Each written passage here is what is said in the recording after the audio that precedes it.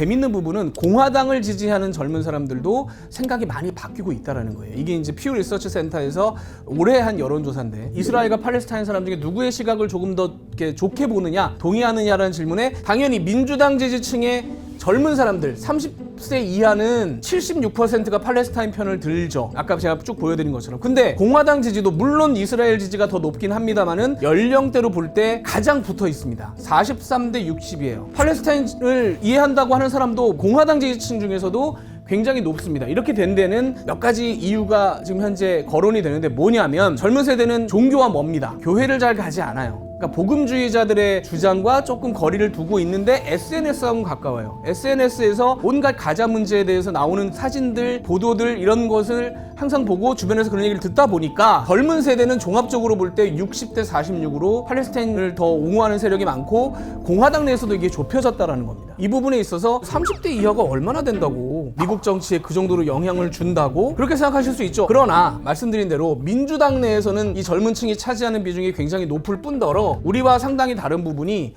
인구 피라미드를 보시면 30대 이하가 상당히 두텁습니다. 역 피라미드가 아니에요. 굉장히 두툼해요. 이 세대가 계속 나이가 들어서 올라간다는 겁니다. 현재로서는 30대 이하가 미국 전체 유권자의 20% 정도지만 1년, 2년, 3년, 4년 당장 대통령 선거만 해도 3년 후니까 점점 더 비중이 늘어날 수밖에 없다는 거죠. 그러면 민주당의 주도 세력은 이 여론을 무시할 수 없고 더 나아가서 공화당 지지 세력도 자신들을 지지하는 젊은 층도 생각이 많이 달라지고 있기 때문에 그렇게만은 할 수가 없을 겁니다. 결과적으로는 내년 중간선거, 3년 뒤에 대통령 선거 때 이 미국에 있는 젊은 층, 기성세대와 뭔가 생각이 많이 달라진 이 젊은 층들이 투표를 하러 나섰을 때 이것이 미국 정치를 어떻게 바꿀 것인가, 더 나아가서는 미국의 외교 정책을 어떻게 바꿀 것인가, 거기에 대해서 우리는 과연 어떻게 대응을 해야 할 것인가. 예를 들면 지금 유엔에서 총회가 벌어지고 있는데 영국부터 시작해서 프랑스 이런 나라들이 팔레스타인 국가를 인정한다고 나섰잖아요. 제가 볼 때는 만약에 다음에 민주당 정권이 들어선다고 하면 민주당 정권이 지금 있는 이스라엘 정권에 빚진 게 없기 때문에 더더군다나 이 젊은 지지층들은 그런 걸 원하기 때문에 그 방향으로 움직일 가능성이 있습니다. 항상